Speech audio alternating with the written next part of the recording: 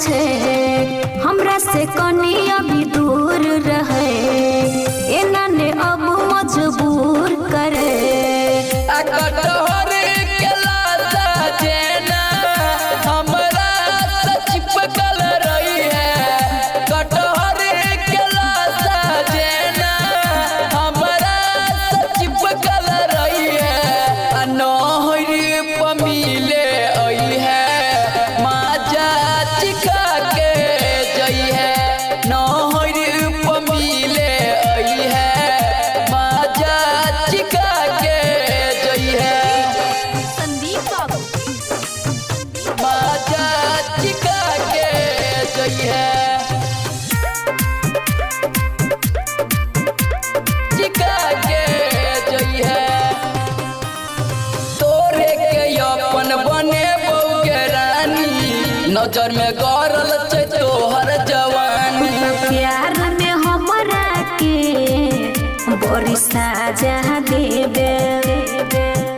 पहिले बोलबे फिर खोलबे बड़ी मजा लेबे आ झगड़ा ये तो कहियो लगड़ा लगाबे होई है झगड़ा ये तो कहियो लगड़ा लगाबे होई है नहर पर मिले आई है माजा चिका के जई है नहर पर मिले आई है माजा चिका के जई है संदीप बाबू माजा चिका के जई है चिका के जई है जानै छियो बात तोहर मन के पीछा पड़ल चही राइटर लक्ष्मण के कहीं में जवानी नई रोमांस करे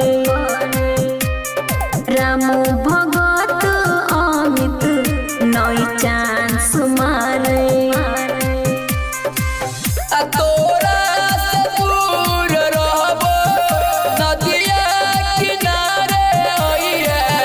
तोरा से दूर रहबो नदिया किनारे होई है नहर पर मिले आई है माजा चिका के जई है नहर